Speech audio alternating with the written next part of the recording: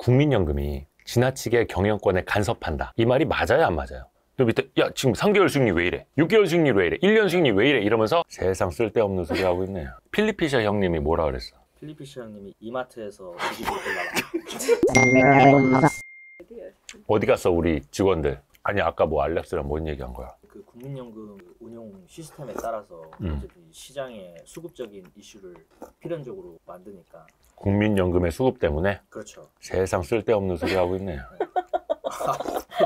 왜 쓸데가 없어요? 야 주가에 영향을 미친 게 얼마나 많은데 무슨 국민연금 수급까지 신경을 쓰고 있어. 아니, 세상 힘들게 살아. 이게 통계적으로 데이터를 보면 단기적으로 충분히 시세의 변동성을 줍니다. 야 근데 필리피셔 형님이 뭐라 그랬어? 필리피셔 형님이 이마트에서 뒤집을 걸라라. 그거 누구지? 그럼 피터 린치 형님. 아 그치, 피터 린치 형님이 이제 마트에서 주식 뭐 피터 린치나 필립 피셔나 다 뭐 이름 네 필리피셔 글자 형님이 한 비슷하지. 말은 보수적인 투자자는 마음이 편하다. 그게 왜냐면 진짜 디테일하게 이 시장의 모든 걸 다 먹고 모든 변수를 다 신경 쓰려는 사람들은 피곤해. 보수적인 투자자는 그 일희일비하지 않는 포지션, 일희일비하지 않아도 매일 들여다보지 않아도 되는 투자. 그러니까 이건 사실은 사람 성향에 따라 달라지는 거예요. 그래서 진짜 막 국민연금 수급까지 신경을 쓰는 사람도 있을 수 있는 거고, 그럼 그 사람은 거기에 따라서 국민연금이 팔 것 같으면 나는 그 전에 팔아야 돼. 살 것 같으면 난 그 전에 사야 돼. 약간 이 생각? 근데 예를 들어서 국민연금도 분기에 한 번씩 공시 나오거든요. 네. 근데 그거 보고 추격 매수 혹은 추종 매매를 한다면 그건 되게 사실은 후행적인 거거든요. 그렇지 않아요? 아니 근데 예를 들어서 그거 있어. 국민연금이 5% 이상 갖고 있는 거는 한탕 그 지분율 변동 공시를 하는데 5%에서 6%로 지분을 늘렸어. 그럼 따라 살 거야? 모르지. 그 다음엔 다시 5% 줄일 수도 있는 거고 7%까지 늘릴 수도 있는 건데 모르는 거야. 그냥 현재 아니면 이제 과거에 최근에 5%에서 6%까지 단순 투자를 늘렸다. 요거잖아. 그럼 결국은 국민연금이 최근에 더 샀다. 이지 왜 샀느냐. Y가 중요하다. Y 스트릿. 그거를 파갖고 들어가야 되는 거지. 그러면 당연히 기존에 좋았으니까 0%대부터 5%, 6%까지 지분율을 높여왔겠지. 근데 이건 과거고, 그럼 앞으로는 이걸 봐야 되는 거잖아. 그래서 사실은 우리가 그냥 현재 기준으로 그 기업의 주식을 살 거냐 말 거냐를 스터디하는 거랑 앞으로 국민연금이 더 살 거냐 안 살 거냐를 보는 거랑은 똑같은 거야. 그지 않아? 나 이건 내 생각은 그래요. 아니 오케이, 그럼 뭔가 이론적으로 궁금한 건 뭔데? 국민연금 환매가 나온다고 아주 하는 거예요. 국민연금 환매? 국민연금 환매가 뭐야? 너 국민연금 탈퇴하게? 너 65세냐? 지금 벌써 노령연금 받으려고? 그러니까 어디서 환매라는 건 들었는데 이게 무슨 환매인지. 그러니까. 자, 일단 예를 들어서 우리가 보험에 가입을 했어요. 펀드에 가입을 해서 환매할 수 있지. 네네. 내가 해약하겠다고, 내 돈 내가 찾아가겠다고. 네네네. 근데 국민연금이 그게 됩니까? 사망하거나 뭐 이민을 간다라거나 뭐 몇 가지 요인은 있어요. 네네. 근데 거의 그거는 집이 망하거나 정말 어디 해외로 가야 되거나 진짜 그런 거 아니면은 환매라는 개념은 없어요. 일단 노령연금을 받기까지. 죽어도 사실은 내 배우자라든지 상속 개념으로도 나올 수 있는 거예요, 노령연금은. 네. 근데 아마 그걸 거예요. 여기서 말하는 환매는 어디에다가 위탁해서 맡긴 돈, 자산운용사한테 국민연금 일부를 너희가 운용해봐 라고 주는 돈이 있어요. 그러니까 국민연금이 전주에서 기금운용본부에서 직접 운용을 하는 게 있고 위탁 운용으로 맡기는 게 있어요. 운용사들에게. 그거를 지정을 해요. 심사를 하기도 하고 점수를 주기도 하고. 그렇죠. 근데 그 중에서 수익률 안 좋은 것들을 뺏어요. 예를 들어서 Y스트릿 자산운용에서 운용을 하고 있는데 성적이 너무 형편이 없어. 수익률이 막 말도 안 돼. 그러면 돈 가져오세요. 근데 어떻게 해야 돼? 실물로 가져오는 게 아니라 현금으로 가져가야 되는 거예요. 그러니까 여기에서 환매도를 해서 돈을 이제 국민연금에 돌려준다. 이 뜻이에요. 그 물량들이 나오는 거죠.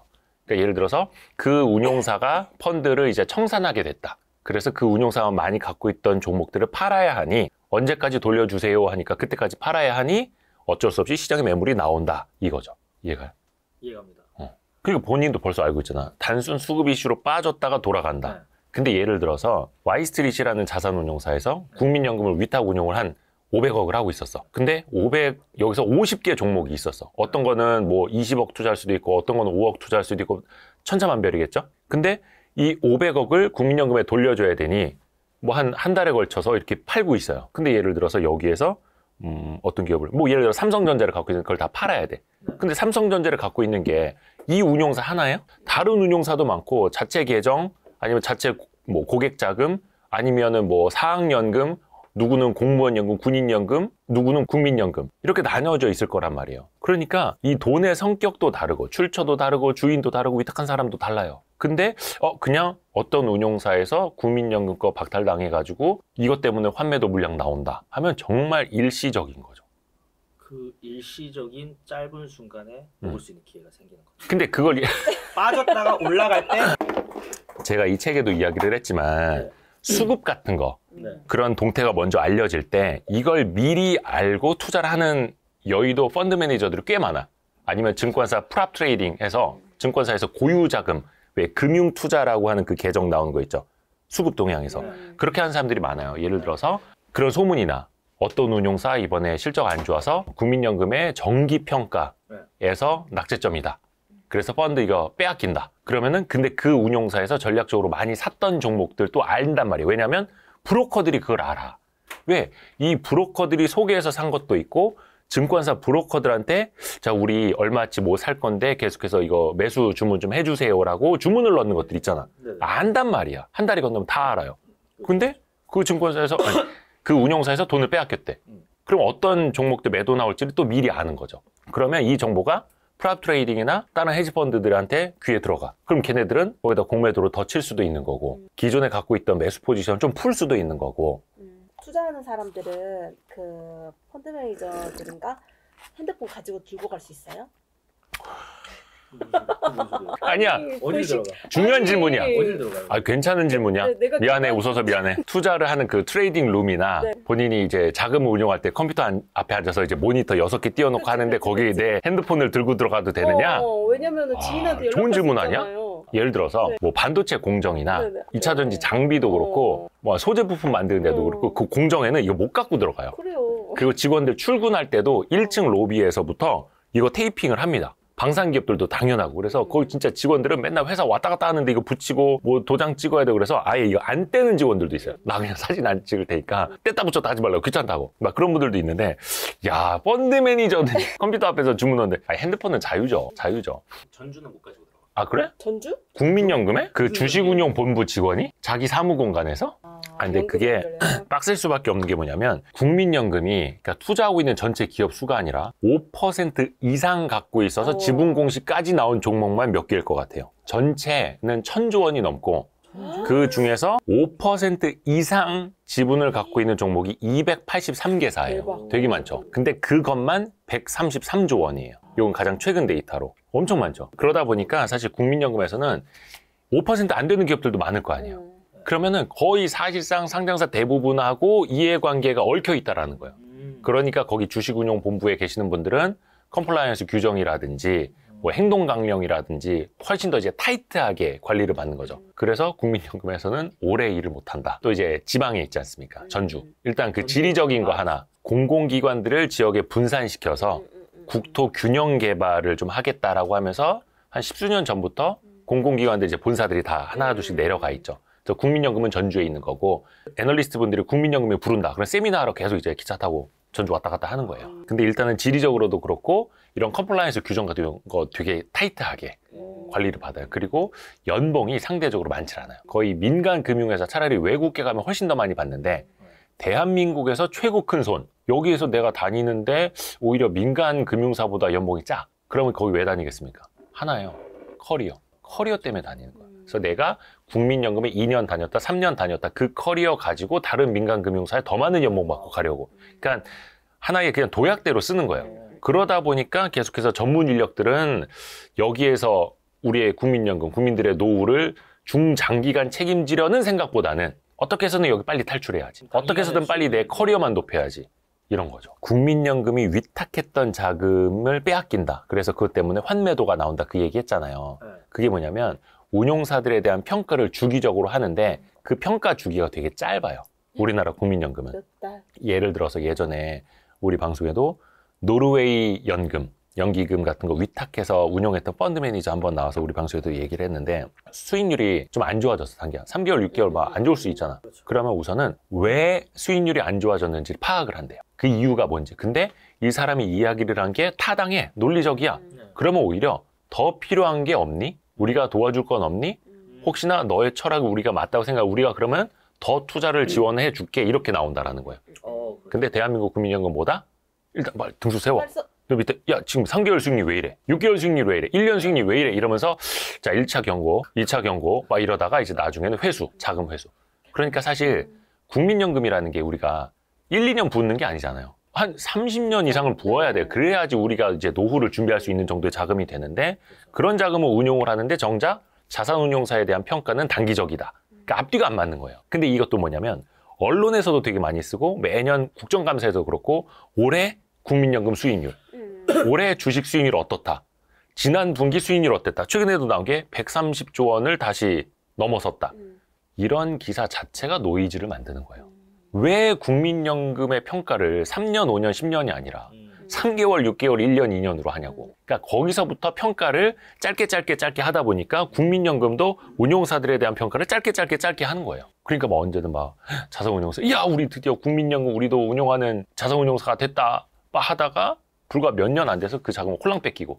근데 막 저평가 가치주들 갖고 있어요. 좀만 기다려주지. 막 이러고 또 유동성도 없는 종목들 또 그 팔아서 내줘야 되니까 주가 또 망가지고 막. 이게 그냥 계속 지금 한 10수년째 반복이 되고 있어요.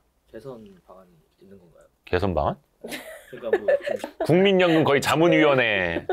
왜냐하면 또 발언들이 상당히 그치. 여의도 선수들의 비밀 저자. 큰 여의도에 영향 파급력을 미칠 수 있기 때문에 금투세 어떻게 생각하세요? 갑자기 무슨 일단 국민연금 이슈부터 좀 마무리를 하자면 그래서 긴 호흡으로 봐줘야 되는 거예요. 그러니까 예를 들어서 헤지펀드한테 돈을 맡겨놨어. 그러니까 헤지펀드의 기준은 뭐예요? 절대 수익이에요. 시장이 마이너스로 가도 플러스 수익을 내야 되고 마이너스 10% 내려꽂아도 플러스 5% 10% 절대 수익을 내야 되고 다만 시장이 코스피가 30% 40% 올라도 15% 20%의 절대적인 수익률을 안정적으로 보여줘야 돼요. 그러니까 헤지펀드는 오히려 시장이 40% 올랐다고 얘도 40% 가면 이거는 너 뭐 패시브 하니? 이렇게 의심을 해봐야 되는 거고 그러면 맡겼고 그 돈을 운용하는 그 펀드의 성격에 맞게끔 기다려주고 성격에 맞게끔 평가를 해줘야 된다는 거예요. 단기적으로 운영하는 애들이다. 그럼 당연히 단기 평가를 해야지. 뭐 예를 들어서 스캘퍼한테 돈을 맡겼어. 그럼 3일 동안의 수익률, 일주일 동안의 수익률이 중요하잖아. 그렇죠. 내가 돈을 맡긴 게. 근데 그게 아니라 장기 투자하는 사람한테 돈을 맡겼어. 근데 거기다 대고 지난주 수익률 어땠어? 이번 주 수익률 어땠어? 계속 물어봐. 이게 말이 맞아요? 안 맞는 거죠. 그러니까 그 운용사의 성격에 맞게 그것도 자산 배분이거든요. 저는 항상 이야기를 하는 게 국민연금이 1,000조 원이 넘지만 국내에 투자하는 비중은 국내 주식 한 14% 정도밖에 안 돼요. 근데 그것도 줄인다고 하죠. 왜? 국내 주식시장이 좁고 노령화되어 가고 있고 노령연금 내어줘야 되니까 그럼 나중에는 이 좁은 시장에서 주식을 팔아갖고 내어줘야 되니 그러면 시장 영향이 더 안 좋아질 수밖에 없고 그러니까 해외 주식 늘리고 해외 채권 늘리겠다 채권 늘리겠다 이러고 있잖아요. 말이 안 되는 거죠. 왜냐? 우리의 우물이 작다라고 해서 우리는 그냥 우물 안에 있으니까 우리는 여길 떠날래요 라고 하는 거란 말이에요. 그러면 이 우물을 키울 생각을 해야지. 국민연금이라면. 그렇죠? 국민연금이 뭐냐면 가장 큰 손이라고 하잖아요. 그러면 발언권도 가장 세요. 그러면 우리가 국민연금 들어오는 만큼 우리 기업들의 주식을 많이 사서 2대 주주가 되건 3대 주주가 되건 그 발언권을 가지고 주총장에 가서도 배당 확대해 주십시오. 당신네 회사 돈 많이 벌었는데 우리 국민들을 위해서 주주 환원 더 많이 하십시오. 주식도 매입 소각해서 주주 가치를 높여 주십시오라고 발언을 해야 그 주가도 오르고 그렇죠? 주식 가치가 오르고 그러면 어떻게 됩니까? 우리 평가 이익도 올라가는 거고 국민들의 노후도 보장이 되는 거예요. 지금 계속 이제 국민연금이 이제 노령화되면서 건전성이 안 좋아지지 않습니까? 돈 낼 사람들은 줄어들고 돈 타갈 사람들은 많아지고 그래서 결국은 국민연금도 연금 개혁해야 된다 하지 않습니까? 이번 정부의 3대 개혁이 뭡니까? 노동개혁, 교육개혁, 연금개혁. 근데 이거 누구나 상식적으로 생각을 해요. 더 내고 덜 받으면 되는 거 아니냐. 그렇죠? 근데 더 내고 덜 받고 싶은 사람이 있어요? 어디? 아니요. 없죠. 근데 결국 답은 정해져 있어. 근데 이게 언제부터 어떻게 할 거냐의 차이거든요. 근데 더 내고 덜 받는 것보다는 우선 물론 이제 그 방향으로 가야겠습니다만 투자를 잘해서 수익률을 높이는 방향이 사실은 먼저예요. 근데 그러려면 뭐 샤프 지수라는 것도 있습니다만 얼마만큼의 리스크를 더 감안을 하고 수익률을 올리느냐도 따져봐야 되는 거예요. 그러니까 국내 주식 비중이 높아진다라는 건 당연히 국민연금 입장에서 보면은 리스크를 조금 더 진다라는 거잖아요. 리스크가 높아진다라는 거니까 약간은 조금 더 위험 자산이 많아진다? 이 성격인데 대신에 국민연금이 투자한 기업들이 같이 성장을 하고 배당도 예전보다 더 많이 받아. 그래서 그걸 국민들에게 돌려줘. 국민들의 노후 자금으로 마련을 해. 그래서 수익률이 좋아져. 그러면은 더 받아야 될 걸 좀만 받아도 되는 거고 덜 줘야 될 걸 그래도 조금은 더 노령연금으로 드릴 수 있는 거고 이 구조가 되는 거거든요. 근데 그게 아니라 야 한국 주식 줄여야 돼. 14%도 많아. 13%, 12% 줄여야 돼. 이 얘기를 하고 있으면 그냥 네, 우리는 악순환이니까 그 악순환에 맞춰서 가겠습니다. 라고 하는 거잖아요. 하여튼 제 생각은 그렇습니다. 그래서 여기서 항상 나오는 이야기 뭐냐면 경제계에서 그리고 경제지 특히 기업인 재계랑 가까운 경제지에 항상 나오는 게 국민연금이 그렇게 발언권을 높이면 기업 자율권, 경영권을 침해한다 이런 이야기를 해요. 국민연금이 지나치게 경영권에 간섭한다. 이 말이 맞아요, 안 맞아요? 자, 국민연금이 기업으로 따지면 회방꾼이에요, 주주예요? 주주잖아. 주주의 권리가 뭐예요? 주식을 갖고 있는 만큼 지분만큼 비례적으로 자기의 투표도 할 수 있는 거고 주총에서. 그러면 그냥 경영진을 괴롭히는 게 아니라 주주로서 의사결정에 참여를 하는 거예요. 이게 우리는 선거할 때 직접 투표 방식이잖아요. 직접 선거. 그렇죠. 우리가 직접 다 한 표를 행사를 하죠. 사실 주주총회도 마찬가지거든요. 직접 선거예요. 다만 이 기업을 모든 주주가 다 참여해서 경영을 할 수 없으니 대리인을 세우는 거거든요. 주주를 대신해서 경영해 주세요. 그게 대리인이고 그게 경영진이에요. 그게 이사회의 멤버들, 등기 이사들이거든요. 그러면 당연히 주주 입장에서 이사들한테 본인의 의사를 전달을 하고 우리의 의견은 이렇다라고 전달하는 게 당연한 것 아닙니까? 주주니까. 왜? 최대 주주만, 회장님만 이사들한테 배나라 감나라 해야 됩니까? 그러니까 너무나 당연한 거예요. 그리고 국민연금은 국민의 노후 자산이 투자가 되어 있으니 이걸 지켜야 돼요. 지켜야 됩니다. 그러면 이 회사가 잘못된 길로 가지 않게 이사들이 진짜 회장님 한 명만을 위한, 회장님의 아드님만을 위한 의사결정을 하지 못하게 견제감시를 해야 돼요. 너무나 당연한 거예요. 이게 바로 수탁자 의무라고 하는 거예요. 수탁,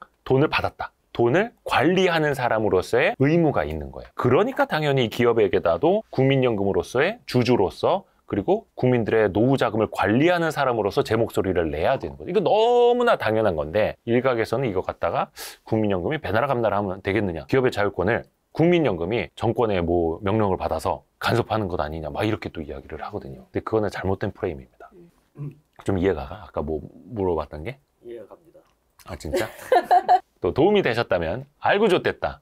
알림, 구독, 좋아요, 댓글, 다른 영상 보기 또 여의도 선수들의 비밀까지 고맙습니다. 뿅!